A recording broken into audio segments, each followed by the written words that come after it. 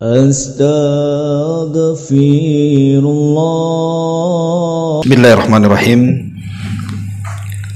Assalamualaikum warahmatullahi wabarakatuh.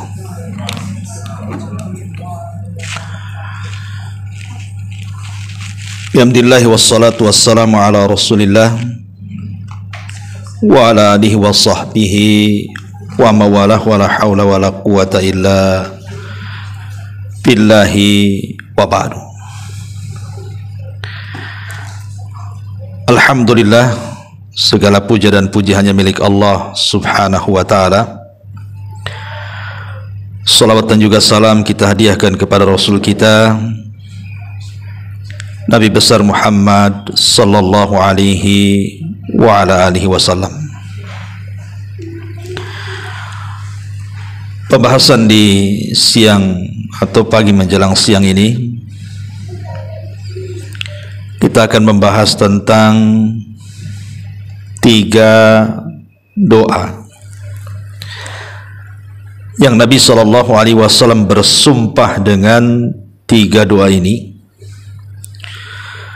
bahwa 3 doa ini kalau kita berdoa dengannya maka tidak akan ditolak alias dikabulkan Allah subhanahu wa ta'ala.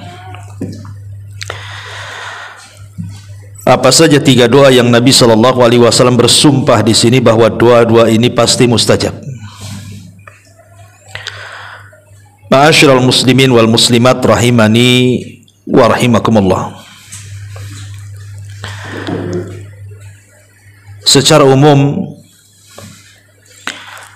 bahwa tidak ada amalan yang lebih mulia di hadapan Allah subhanahu wa ta'ala melebihi doa. Kata Nabi sallallahu alaihi wasallam, laisa syai'un aqram indallahi minad du'a.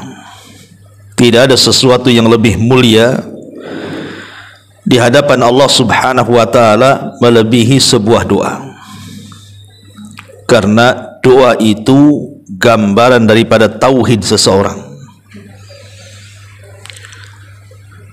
Bahkan dalam setiap ibadah yang kita lakukan pasti terkandung doa di situ. Ibadah apa saja. Karena minimalnya saat kita melakukan ibadah, kita hanya mengharap bahwa ibadah-ibadah kita itu diterima dan berpahala. Makanya doa ini nilainya sangat tinggi sekali.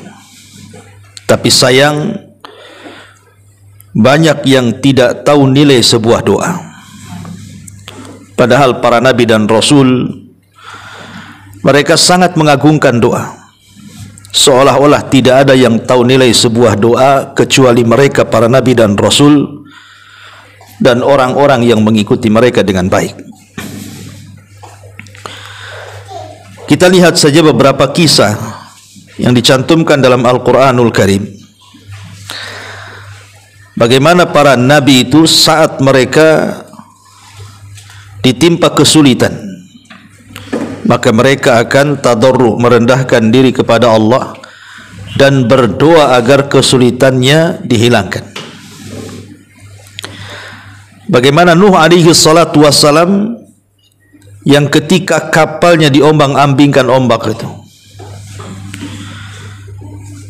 yang sebelumnya Nuh alaihi salatu wassalam hampir tidak selamat dari kaumnya. Setelah 950 tahun berdakwah tetapi ditolak dakwahnya. Sampai-sampai ketika kaumnya sudah hampir berani bahkan mengancam untuk membunuh Nabi Nuh, maka Nuh berdoa kepada Allah, Rabbi inni maglubun fantasir. Ya Allah, aku hampir dikalahkan oleh kaumku, maka tolong aku. Maka semata-mata Nuh berdoa kepada Allah subhanahu wa ta'ala, karena setiap nabi itu kan punya doa yang mustajab. Semua para nabi sudah mereka panjatkan doa-doa itu kecuali Nabi kita Muhammad sallallahu alaihi wasallam. Sengaja tidak diungkapkan doa itu di dunia, tetapi untuk menjadi simpanan di akhirat. Lah, salah satu doa yang diijabah oleh Allah doanya Nabi Nuh adalah Nuh meminta kehancuran kepada kaumnya. dan mengatakan la tadhar 'alal ardi minal kafirina dayyara. Jangan kau sisakan satu jiwa pun ya Allah kecuali kau binasakan. Dan Allah kabulkan. Makanya ketika Nuh alaihi salatu wassalam meminta pertolongan kepada Allah, maka Allah katakan fa fatahna abwabas sama bima'in munhamir wa fajjarnal arda uyunan faltaqal ma ala amrin qad qudir. Maka Allah subhanahu wa ta'ala buka pintu-pintu langit, kemudian dihujani sederas-derasnya bumi itu. Kemudian sumber-sumber air yang ada di bumi dipancarkan ke langit, sehingga berjumpalah dua air itu dan menjadi banjir bandang tupan yang sangat besar, dan meluluhlantakkan semua yang ada, menenggelamkan semua manusia, dan tidak ada yang selamat kecuali yang ada di perahu Nuh alaihi salam. Begitulah nilai sebuah doa. Nuh berdoa kepada Allah. Saat kapalnya diombang-ambingkan ombak, dia pun meminta keselamatan kepada Allah, dan Allah mengatakan di dalam Al-Qur'anul Karim, fa'anjainahu wa ahlahu minal karbil azim. Kami selamatkan Nuh dan seluruh keluarga yang beriman yang ada di perahu itu dari petaka yang sangat hebat. Itu Nuh alaihi salatu wassalam. Kemudian kita lihat nabi-nabi yang lainnya seperti Nabi Allah Zakaria. Lama dia tidak punya keturunan, tetapi dia terus berdoa kepada Allah subhanahu wa ta'ala agar diberikan keturunan. Maka Zakaria pun berdoa kepada Allah sebagaimana disebutkan dalam surah Al-Imran di permulaan itu. Dan Allah subhanahu wa ta'ala kabar gembirakan kepada Zakaria. Ketika Zakaria berada di mihrab, malaikat datang dan mengatakan, yubashiruka biyahya. Kami memberi kabar dari Allah bahwa Allah sudah menghabar beritakan engkau akan memiliki putra namanya Yahya. Dan banyak lagi. Nabi Ayub alaihi salatu wassalam yang ditimpa banyak penyakit, akhirnya kemudian berdoa kepada Allah dan mengatakan, inni massaniyadh-dhurr wa anta arhamur rahimin. Akhirnya kemudian Allah subhanahu wa ta'ala angkat penyakitnya, dan Allah kembalikan nikmat-nikmatnya. Termasuk Nabi kita Muhammad sallallahu alaihi wasallam saat perang Badar. Malam harinya Rasul berdoa kepada istighatsah. Maka Allah subhanahu wa ta'ala firmankan, idz tastaghitsuna rabbakum fastajaba lakum. Ketika engkau wahai Muhammad beristighasah kepada Rabbmu, maka Allah subhanahu wa ta'ala kabulkan istighasahmu. Dan keesokan harinya ketika terjadi perang Badar, Allah menangkan. Dan begitulah, tidak ada tahu nilai sebuah doa kecuali para nabi. Harusnya ini sebuah pelajaran bahwa jangan pernah remehkan sebuah doa, karena itu silahul mukmin, senjata kita orang yang beriman. Lah di sana ada doa-doa yang Nabi sallallahu alaihi wasallam bersumpah. Dengan sumpahnya ini, kalau kita memanjatkan dengan doa-doa itu, pasti dikabulkan doa kita. Apa saja itu? Yang pertama, disebutkan dalam sebuah riwayat dari Sa'ad bin Abi Waqqas radhiyallahu an. Di Sa'ad bin Abi Waqqas radhiyallahu an meriwayatkan sebuah hadis. Jadi satu hari, kata Sa'ad, marartu bi Utsman bin Affan. Aku lewat dengan Utsman ibn Affan radhiyallahu an, dan ketika itu Utsman berada di masjid. Fasallamtu alaihi, aku pun mengucapkan salam kepada Utsman itu. Tapi Utsman tidak menjawabnya. Sampai 3 kali Utsman juga tidak menjawabnya. Akhirnya kemudian kata Sa'ad, fa'ataitu amiral mu'minin, aku pun menjumpai amiral mu'minin yang ketika itu adalah Umar bin Khattab radhiyallahu an. Faqultu lahu, ku katakan kepada amiral mu'minin, ya amiral mu'minin, wahai amiral mu'minin. Dia mengatakan, apakah telah terjadi dalam Islam ini sesuatu? Kata Umar bin Khattab, wa madzak, apa itu maksudnya? Maka dia mengatakan, ya Amirul Mukminin, lu aku lewat di Masjid Nabi, di situ ada Utsman. Fasallamtu alaihi, aku ucapkan salam kepadanya. Tetapi Utsman tidak pernah menjawab salamku. Apakah ada peristiwa yang berubah dalam Islam, kata Sa'ad bin Abi Waqqas ini. Maka Umar radhiyallahu anhu akhirnya memanggil Utsman dan ingin menanyakan kenapa dia tidak menjawab salamnya Sa'ad bin Abi Waqqas.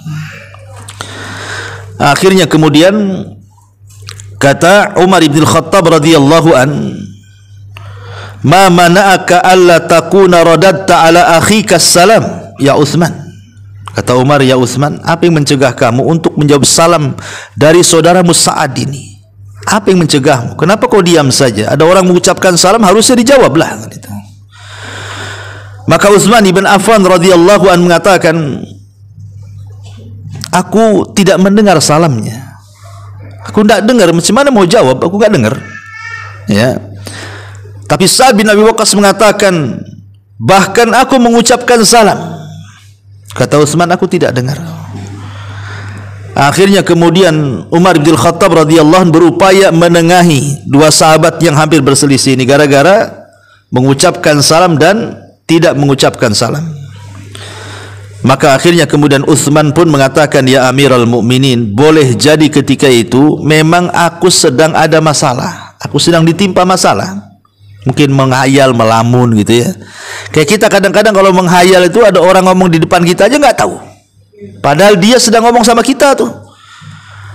Nanti kemudian kita tanyakan, dengar kamu ngomong apa tadi? Kan itu ya. Itu orang menghayalkan seperti itu. Ya, itulah yang terjadi kepada Utsman.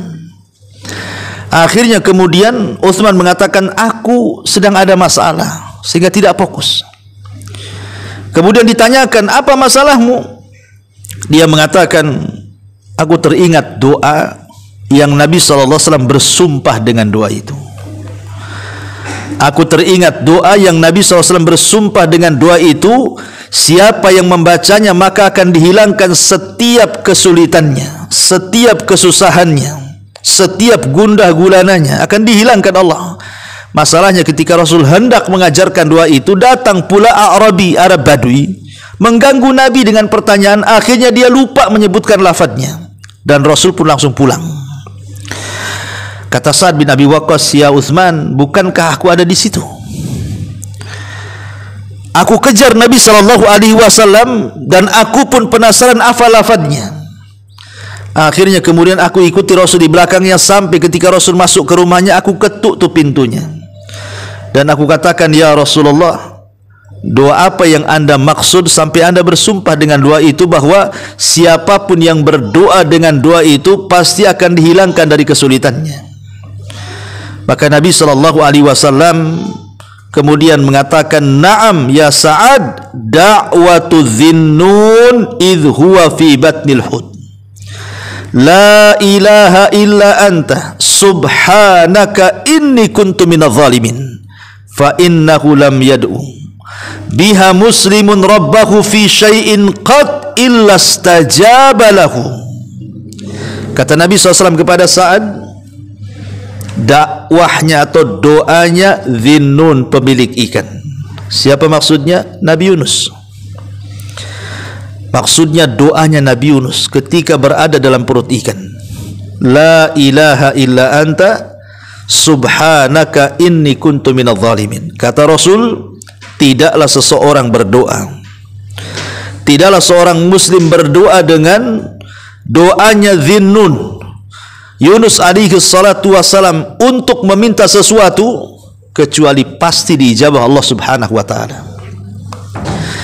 Ma'asyiral muslimat yang dimuliakan Allah Subhanahu wa taala. Dari sini kita tahu yang pertama adalah riwayat Sa'ad bin Abi Waqqas, di mana riwayat ini terdapat di dalam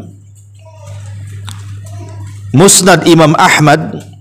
Kemudian juga sebagian ulama ahli tahqiq menghasankannya dan Syekh Albani rahimahullahu taala mensahihkannya dengan lafaz da'watu Dhinnun idza'a wa huwa fi batnil huti la ilaha illa anta subhanaka inni kuntu minadh dhalimin fa innahu lam yad'u biha rajulun muslimun fi syai'in qad illa istajaba Allahu lahu.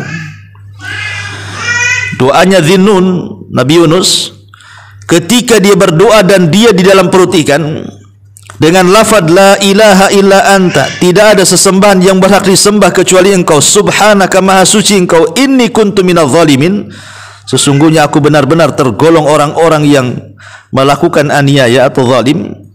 Kata Rasul, fa innahu lam yad'u biha rajulun muslim, tidaklah seseorang berdoa dan dia seorang muslim fi syai'in qat, meminta sesuatu, illa stajaballahu lahu, kecuali Allah akan kabulkan permintaannya. Inilah doa yang Rasul bersumpah bahwa siapapun yang berdoa dengan dhinnun, doanya Nabi Yunus, pasti dikabulkan. Ma'asyiral muslimat yang dimuliakan, ma'asyiral muslimin wal muslimat rahimani wa rahimakumullah. Para ulama mengatakan kenapa demikian, karena ada 5 poin yang harus dicatat dalam doa ini. Yang pertama, bahwa Nabi SAW tegas mengatakan dalam hadis ini, ketika orang yang berdoa dengan doanya Nabi Yunus itu, Rasul dengan tegas mengatakan illa stajaballahu lahu, pasti dikabulkan. Rasul yang mengatakan pasti dikabulkan. Ya, ini yang pertama. Yang kedua, di dalam lafaz doa itu ada lafdut tauhid, lafaz tauhid, la ilaha illa anta, itu lafaz tauhid. Dan lafaz tauhid itu adalah lafaz yang paling agung. Bahkan Rasul mengatakan afdalu kalimati la ilaha illallah, seutama-utama kalimat adalah kalimat la ilaha illallah. Artinya bahwa tauhid inilah yang menjadikan kemudian lafaz ini menjadi agung. Dan Nabi SAW sampai kemudian dalam riwayat tadi, ketika hiwar antara Sa'ad dengan Utsman ibn Affan radhiyallahu an, di situ Nabi SAW menjanjikan siapapun yang membaca doa ini, maka dia akan keluar dari kesempitan dan kesulitan hidup. Ini yang kedua. Yang ketiga, bahwa hamba Allah ketika melihat doa ini dengan seksama, betul-betul kita renungkan doa itu, maka di sini ada ahammiyatu istishari azamatillahi azza wajal. Di sini ada perasaan pengagungan kepada Allah azza wajal. Kenapa demikian? Pertama, di situ ada kalimat tauhid, la ilaha illa anta. Yang kedua ada kalimat at-taqdis, subhanak, pensucian Allah. Dan yang ketiga ada kalimat inkisar, merasa rendah dirinya kita di hadapan Allah, bahwa kita ini makhluk yang mudah melakukan dosa dan kezaliman. Makanya ketika kita pahami 3 makna ini, harusnya muncul kepada hati kita ini perasaan istishar bi azamatillah, lebih mengagungkan Allah Subhanahu wa ta'ala. Kemudian yang keempat, bahwa tashtamilu syighatad du'a ala asbabil ijabati wa hiyal imanu billahi wahda. Karena dalam doa itu ada lafaz yang menyebabkan kenapa doa itu dikabulkan, karena di situ ada kalimat al-imanu billah, ada keimanan yang kuat kepada Allah dengan tauhid tadi. Dan yang terakhir di sini, di antara sebab kenapa doa ini sangat mustajab, karena di sini ada inkisar tadi. Kita ini menghambakan betul-betul kepada Allah. Kita merasa bersalah dari dosa-dosa yang kita lakukan, dan kita pasrah kepada Allah Subhanahu wa ta'ala. Dengan sebab itulah maka Allah Subhanahu wa ta'ala mengabulkan doanya. Makanya Nabi SAW sampai bersumpah. Jadi sebenarnya Rasul tidak perlu bersumpah kan? Ngapain Rasul bersumpah? Bukankah setiap ucapan Nabi SAW itu wahyu? Wa mayantiku anil hawa in huwa illa wahyun yuha. Tidaklah Rasul berucap dengan hawa nafsunya, yang Rasul ucap itu adalah wahyu yang diwahyukan kepadanya. Lalu ngapain Rasul bersumpah? Pada Rasul itu sadiqul masduq, dibenarkan ucapannya. Tidak lain ketika Nabi bersumpah dengan doa ini pasti dikabulkan, menunjukkan apa? Keagungan doanya Nabi Yunus alaihi salatu wassalam. Tapi apakah kemudian doa ini khusus untuk Nabiullah Yunus alaihi salatu wassalam? Tidak. Kenapa demikian? Karena Allah Subhanahu wa ta'ala berfirman di sini, Apa firman-Nya? Allah Subhanahu wa taala mengatakan, "Wa dhannuni idz dhahaba mughadiba fa dhanna an lan naqdira alaihi fanada fi dhulumati alla ilaha illa anta subhanaka inni kuntu minadh dhalimin." Dalam ayat yang lain Allah mengatakan, "Fastajabna lahu wa najjaynahu minal gham wa kadzalika nunjil mu'minin." Kata Allah Subhanahu wa taala, dan Dhannun, maksudnya Yunus alaihi salatu wassalam. Dhannun itu ketika dia pergi marah dari kaumnya, karena begini, Yunus ini dia diutus oleh Allah Subhanahu wa taala ke sebuah negeri namanya Nainawa. Nabi Yunus itu diutus oleh Allah ke sebuah negeri namanya Nainawa. Di mana Nainawa? Di Irak. Ya, itulah areal dakwahnya Nabi Yunus, daerah Irak. Di satu perkampungan namanya Nainawa. Jumlah perkampungannya banyak, artinya jumlah kaum Yunus itu banyak sekali. Ya.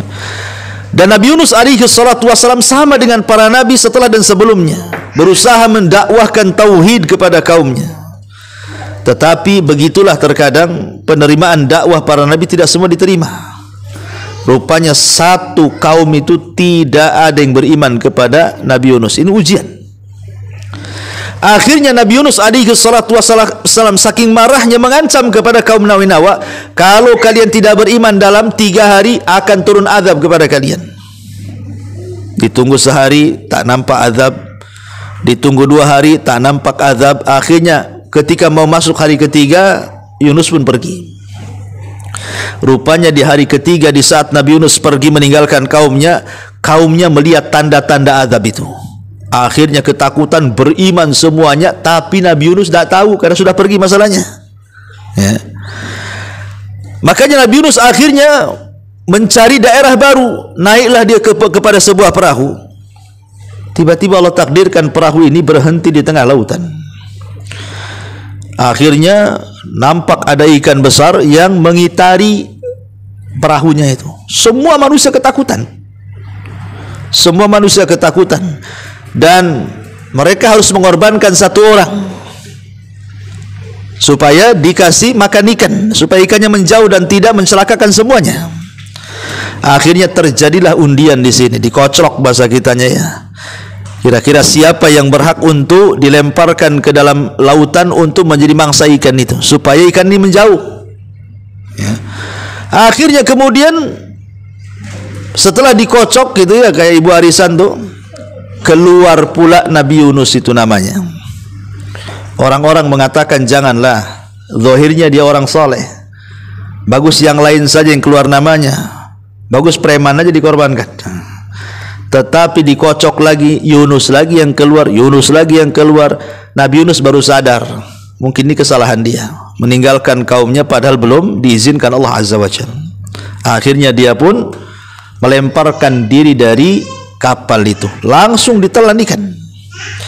Tapi Allah Subhanahu wa taala sudah perintahkan kepada ikan itu, telan jangan kunyah katanya. Kalau dikunyah habislah. Ya, akhirnya ditelan saja. Masuklah di ke perut ikan. Kemudian ikan itu meninggalkan perahu itu, kemudian masuk ke dasar lautan. Tidak dijelaskan berapa hari, berapa minggu, berapa bulan, wallahu a'lam. Nabi Yunus itu di perut ikan itu. Yang jelas setiap ikan itu masuk ke dasar lautan, Yunus mengalami 3 kegelapan. Kegelapan perut ikan, kegelapan dasar lautan, kegelapan tengah malam. Secara logika harusnya Yunus meninggal. Tapi ya Nabi Yunus alaihi salatu wassalam, dia tahu bahwa dia tidak mungkin selamat dari perut ikan itu. Dan tidak ada siapapun yang akan menolong dia.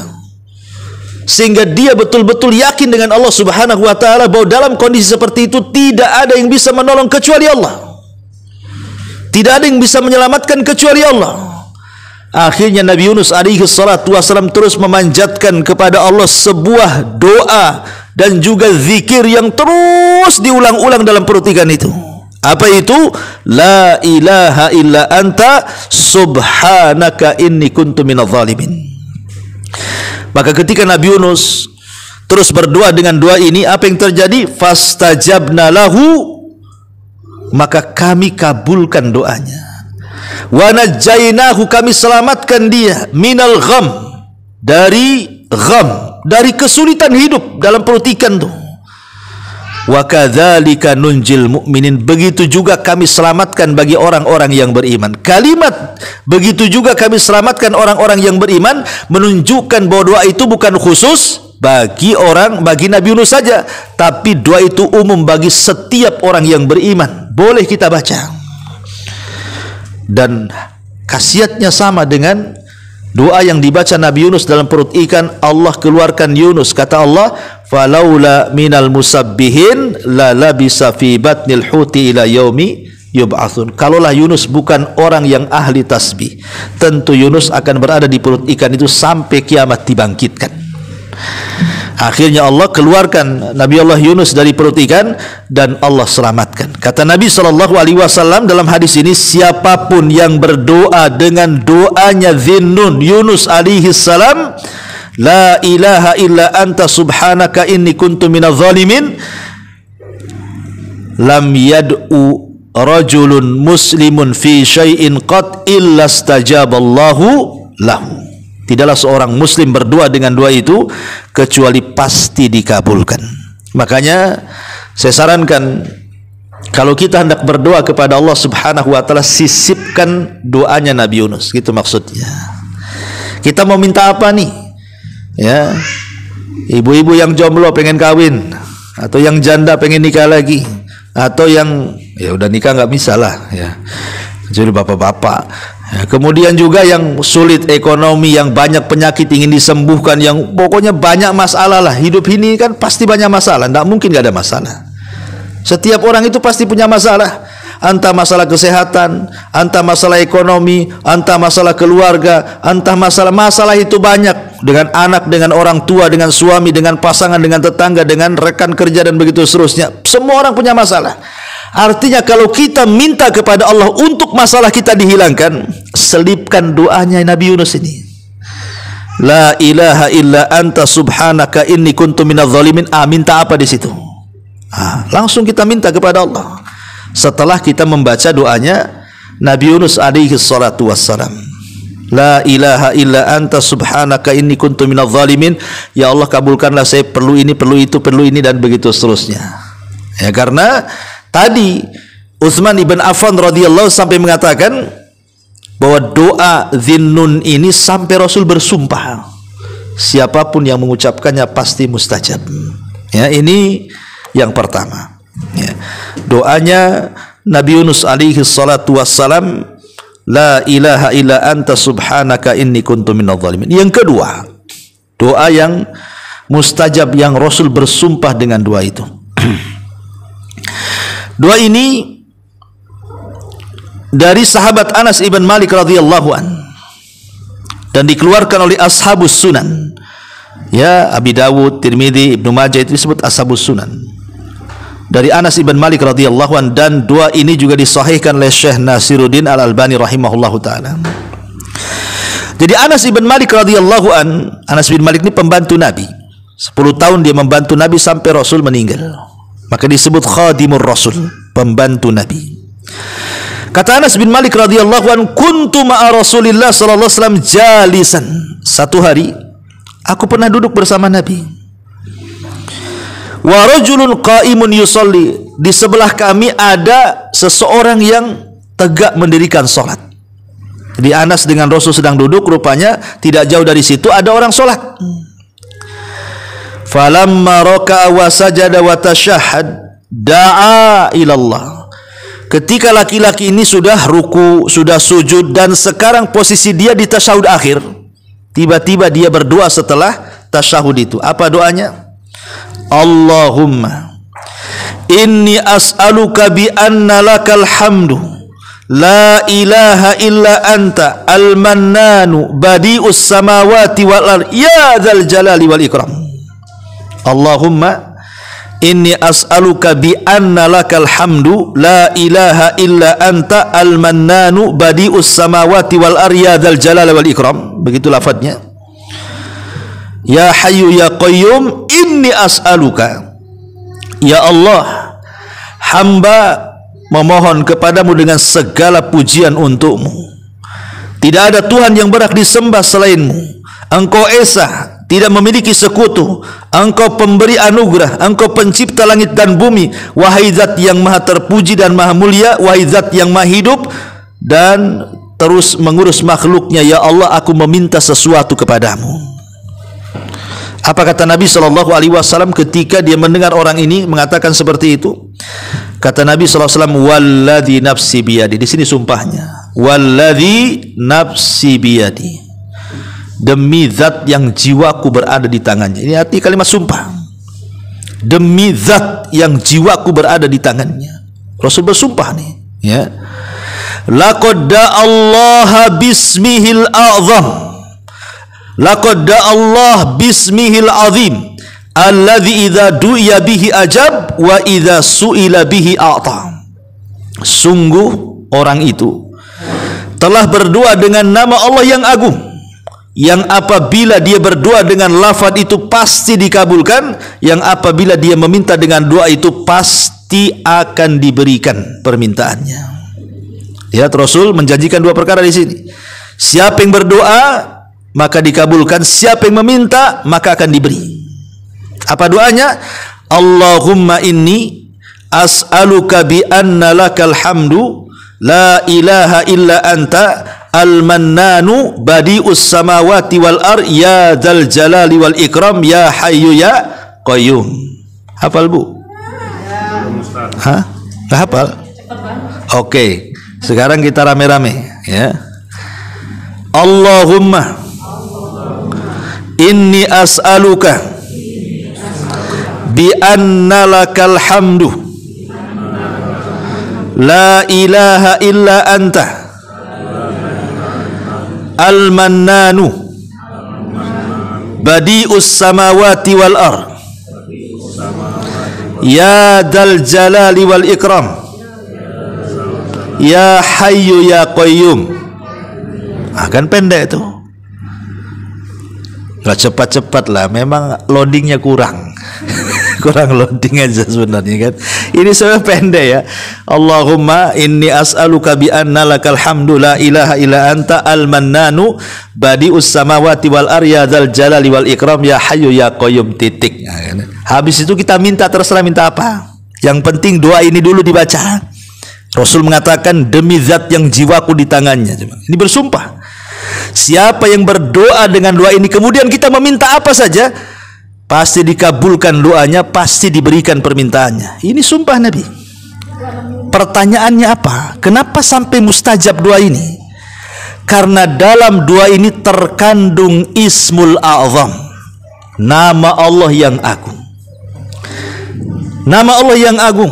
Apa itu? Ya dzal jalali wal ikram ya hayyu ya qayyum.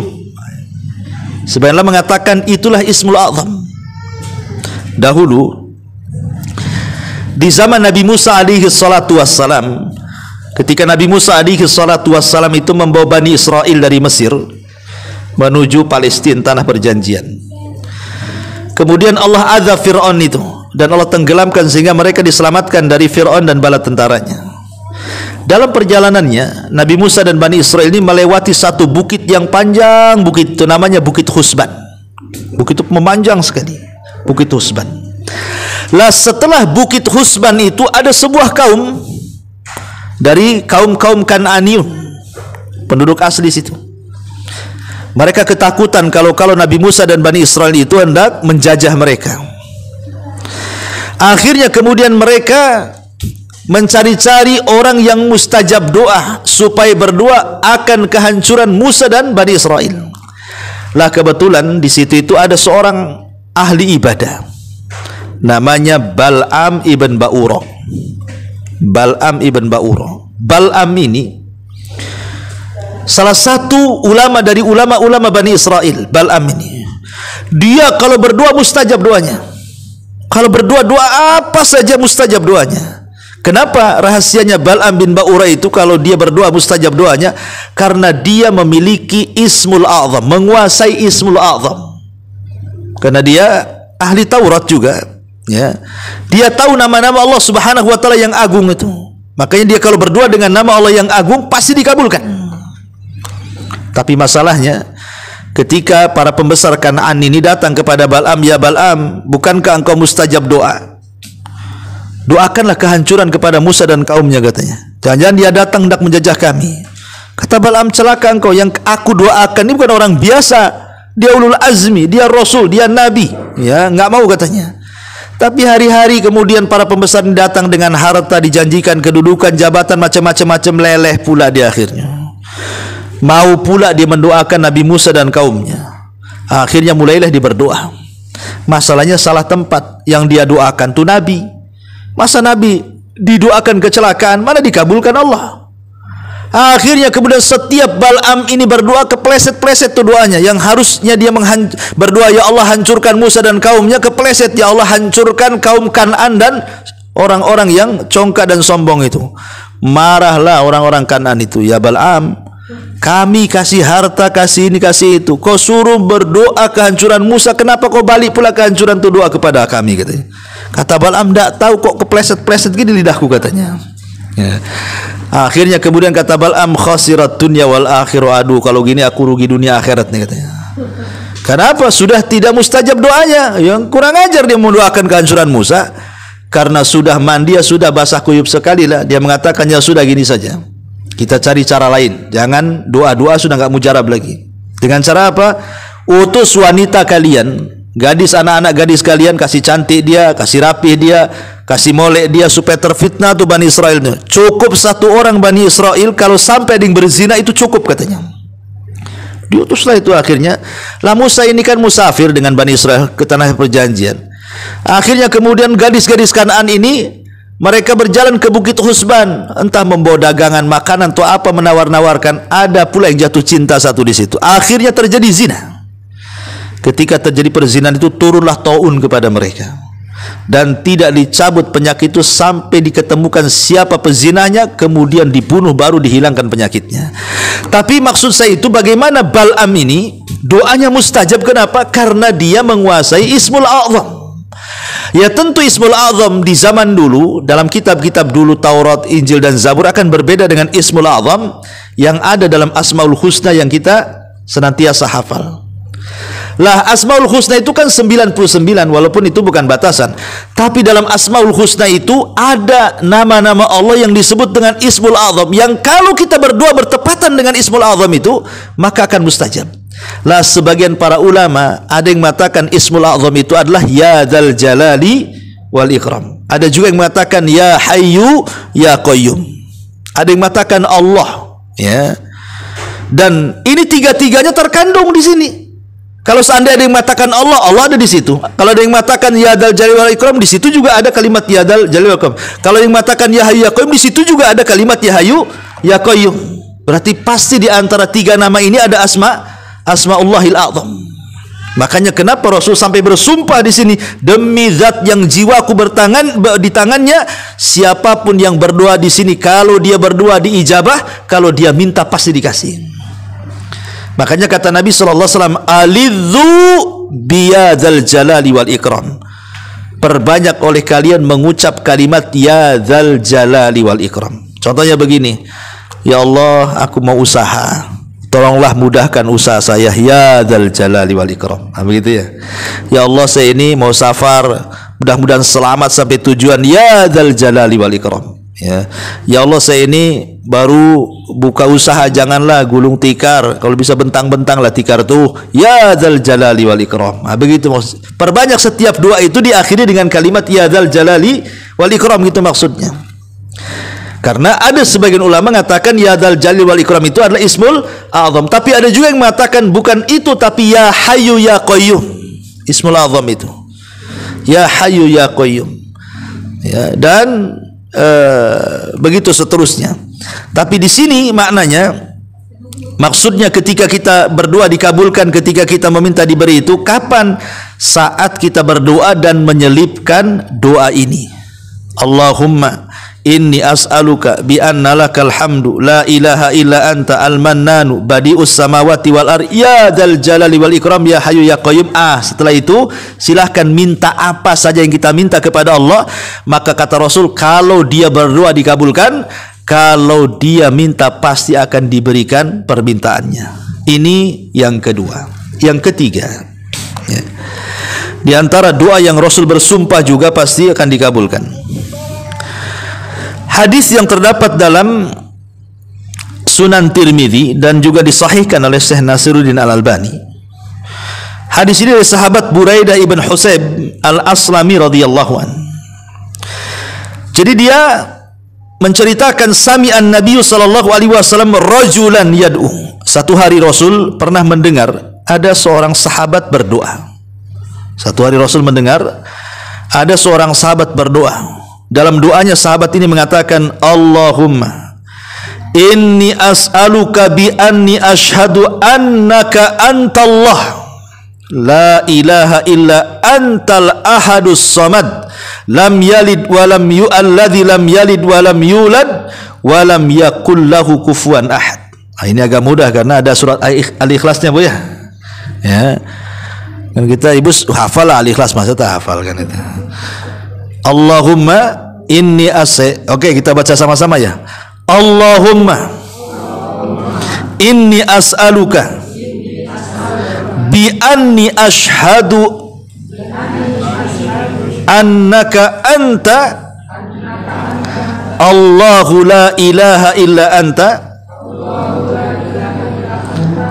al-ahadu as-samadu alladzi lam yalid wa lam yulad wa lam yakul lahu kufuwan ahad. Kan enak ini. Agak mudah daripada yang tadi ya. Ya. Allahumma inni as'aluka ya Allah, saya meminta kepadamu bi anni asyhadu, bahwasanya saya bersaksi laka kepadamu, antallah, engkau adalah Allah, la ilaha illa anta, tidak ada sembahan yang berhak disembah kecuali engkau, al-ahad yang maha tunggal, as-samad yang maha bergantung, alladzi lam yalid yang tidak melahirkan, walam yulad yang tidak dilahirkan, walam yakul lahu kufuwan ahad, dan yang tidak ada yang sekutu dengan Allah Subhanahu wa taala siapapun. Apa kata Rasul? Walladzi nafsi biyadihi. Lagi-lagi Rasul bersumpah di sini, demi zat yang jiwaku berada di tangannya. Laqad sa'alallaha bismihil a'zam. Sungguh dia telah meminta kepada dengan nama Allah yang agung. Idza du'iya bihi ajab wa idza su'ila bihi a'ta. Apabila dia berdoa dengan doa itu pasti dikabulkan, dan apabila meminta pasti diberikan. Ya, ini kurang lebih dengan doa yang pertama kalimatnya, karena ada Ismul Azam, nama Allah Subhanahu wa taala yang agung. Apa nama Allah yang agung dalam apa namanya doa ini? Kalimat Allah. Ya, di sini ada kalimat Allah. Allahumma inni as'aluka bi anni asyhadu annaka antallah. Nah, di sini kalimat Allah di sini. Antallah, engkau adalah Allah. Dan Allah itu Ismul Azam. Semua nama Allah kembali kepada lafaz Allah. 99 nama Allah itu kembali kepada lafaz Allah.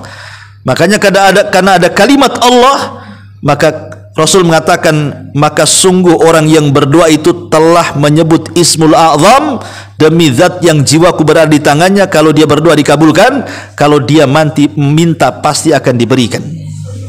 Maka kalau kita hendak berdoa kepada Allah meminta sesuatu, syukur-syukur kalau tiga-tiganya ibu baca. Ya, tiga-tiganya ibu baca. Maksudnya pertama, ibu baca doanya Nabi Yunus, la ilaha illa anta subhanaka inni kuntu minadz zalimin. Kemudian setelah itu ibu baca lagi, Allahumma inni as'aluka bi anna lakal hamdu la ilaha illa anta al-mannanu badi'us samawati wal ard ya dzal jalali wal ikram ya hayyu ya qayyum. Kemudian baca lagi di sini, ya, Allahumma inni as'aluka bi anni asyhadu laka antallah la ilaha illa anta al-ahadus samad alladzi lam yalid wa lam yulad wa lam yakul lahu kufuwan ahad. Nih, tiga-tiga dibaca, baru kita minta. Terserah minta apa saja. Ya, ini luar biasa. Tiga doa yang Rasul bersumpah di situ. Jarang-jarang Rasul bersumpah tuh. Ya, kecuali di tiga doa ini. Maka inilah tiga doa yang luar biasa, yang kalau kita berdoa dengan tiga doa ini, kata Nabi SAW, pasti dikabulkan. Pasti dikabulkan.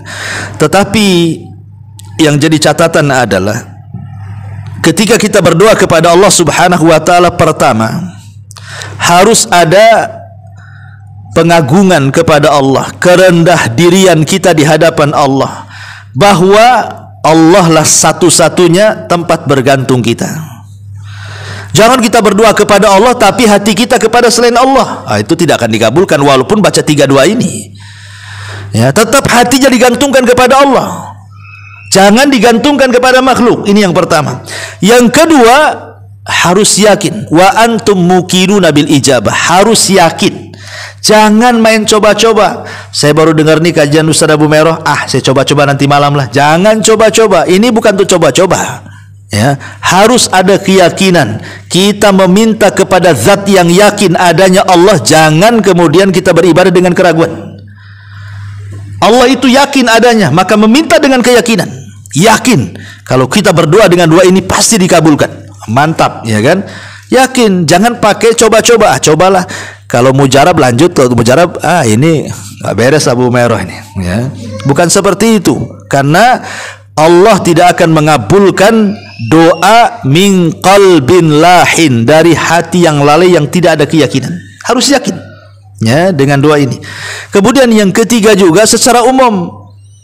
Ya, secara umum maknanya jauhi hal-hal yang bisa doa itu tertolak di hadapan Allah Azza wa Jalla. Seperti isi doanya, jangan sudah habis baca doa 3 ini, umpamanya doa la ilaha illa anta subhanaka inni kuntu minadz zalimin, kemudian yang kedua, yang ketiga, habis itu ya Allah hancurkan usaha orang sebelah. Nggak boleh, ya. Betul dia 3 doa ini mantap, setelahnya disuruh pula ya Allah hancurkan orang sebelah itu. Ya Allah kasihlah penyakit tetangga sebelah tuh. Ya jangan, tidak boleh. Ya, karena doa kalau terkandung dosa atau memutus silaturahim tidak akan dikabulkan. Walaupun mukadimahnya sudah bagus. Jadi jangan ada hal-hal yang bisa menghalangi terkabulkannya doa seperti isi doanya tadi terkandung dosa, terkandung memutus silaturahim, ya, maka jauhi. Ataupun kita memudah-mudahkan dengan perkara yang haram. Ya, memakan yang haram, minum haram, pakaian dibeli dari yang haram dan begitu seterusnya, karena ini jadi penolak jadinya kan. Kata Nabi SAW, ada seorang laki-laki di zaman dulu tangannya sampai ke atas padahal dia seorang musafir, dia sedang sulit, dia terus memanjatkan ya Rob, tapi tidak dikabulkan doanya. Kata Nabi SAW, bagaimana akan dikabulkan doanya padahal orang ini punya banyak syarat untuk dikabulkan doa tapi tidak dikabulkan doanya. Ya bagaimana kata Rasul dikabulkan makanan yang makan haram, minuman yang dia minum haram, pakaian yang dia pakai haram, dan dia dibesarkan dari benda yang haram. Fa kaifa yustajabulah, bagaimana akan dikabulkan?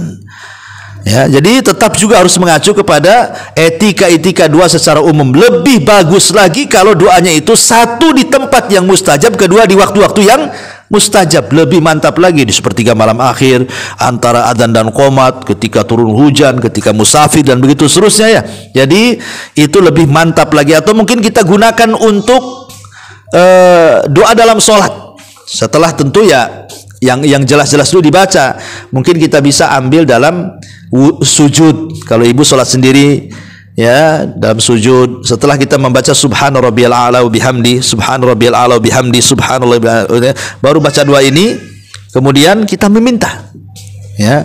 Atau di akhir tasyahud setelah meminta 4 perlindungan kan, ya, min adzabi jahannam wa min adzabil qabri wa min fitnatil mahya wal mat wa min syarri fitnatil dajjal. Bacalah la ilaha illa anta, ini subhanaka inni kuntu minadz zalimin, kemudian ibu minta sesuatu.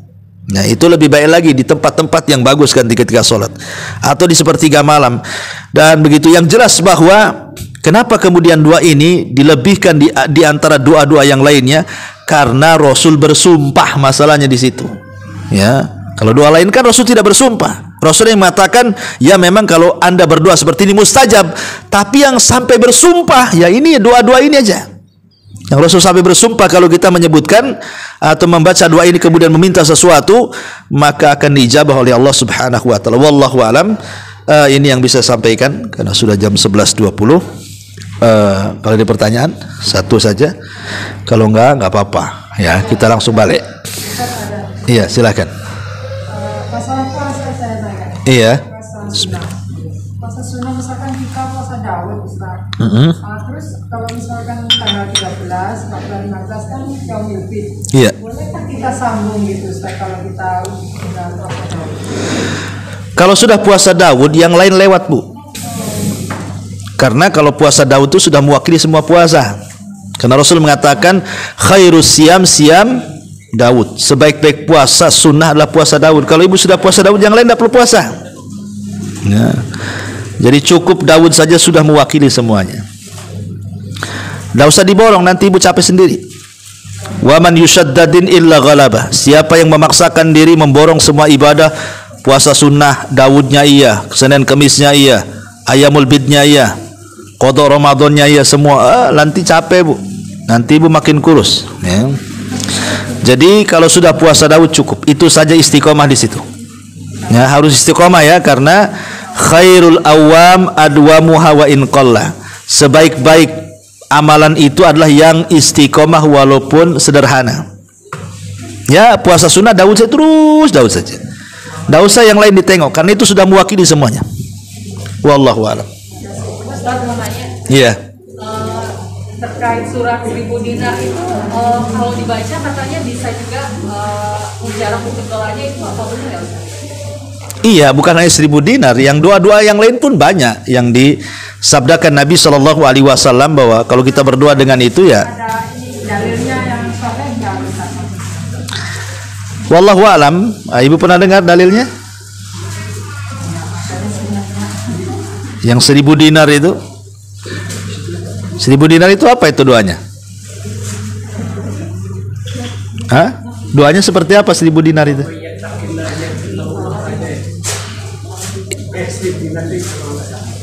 Iya, itulah ayatnya. Doanya seperti apa? Itu ayat 1000 dinar, bukan doa 1000 dinar. Ya kalau ayat 1000 dinar iyalah maksudnya. Kalau doa 1000 dinar saya belum pernah dengar. Maksudnya kalau dibaca ini itu tidak ada dalilnya. Ya, kalau hanya baca itu yang ada adalah doa sapu jagat. Kalau doa sapu jagat ada Allahumma atina fid dunya hasanah wa fil akhirati hasanah wa qina adzabannar. Dan ini yang paling banyak dibaca Nabi. Ya, Allahumma ya Allah atina fid dunya hasanah, berikan kepada kami dunia yang baik, wa fil akhirati hasanah, akhirat yang baik, wa qina adzabannar, dan jauhkan kami dari azab neraka. Itu ada hadisnya. Cukup dengan doa ini saja mencakup semua kebaikan dunia akhirat tuh. Dan ini diajarkan oleh Rasul kepada kita, dan ada faedah besar sapu jagat ini, ya, karena menyapu semua doa masalah terangkum dalam satu kalimat ini. Tetapi di situ harus dipahami bahwa Rabbana atina fid dunya hasanah wa fil akhirati hasanah wa qina adzabannar ini terkandung 3 perkara. 1, meminta dunia yang baik. 2, meminta akhirat yang baik. 3, meminta supaya dijauhkan dari azab neraka. Berarti di sini porsi meminta dunia itu cukup 1/3 saja. Tapi porsi meminta akhirat itu 2/3. Karena wa fil akhirati hasanah wa qina adzabannar ini akhirat. Dunia itu cuma 1 saja. Atina fid dunya hasanah. Berarti kalau ibu berdoa 1/3 minta dunia, 2/3 minta akhirat, gitu maksudnya. Itulah doa sapu jagat, ya. Tapi kalau doa ayat 1000 dinar ya, secara makna mungkin waman yattaqillaha yaj'al lahu makhraja wa yarzuqhu min haitsu la yahtasib. Ya, tetapi apakah kemudian dibaca dalam bentuk doa? Itu kan bukan dalam bentuk doa kalimatnya. Hanya memberitahu barang siapa yang bertakwa kepada Allah, maka dia akan dimudahkan urusannya dan akan diberikan rizki dari arah yang tidak disangka-sangka, kan itu ya. Mana kalimat lafaz doanya seperti dimulai dengan kalimat Allahumma umpamanya, ya Allah, atau Rabbana ya Rabb kami, kan tidak ada di situ. Itu hanya ayat saja. Ya, kalau Nabi SAW memang menyebutkan siapa yang membaca ayat sekian maka akan begini, ini kan perlu dalil namanya yang kayak gini ya. Harus ada dalilnya, ya, walaupun secara maknanya benar, tapi kalau dibuat semacam amalan ini tidak bisa dikhususkan, harus ada dalil, ya, karena kita ini beragama itu perlu dalil. Wallahu a'lam. Ya, saya kira cukup. Subhanakallahumma bihamdika asyhadu an la ilaha illa anta astaghfiruka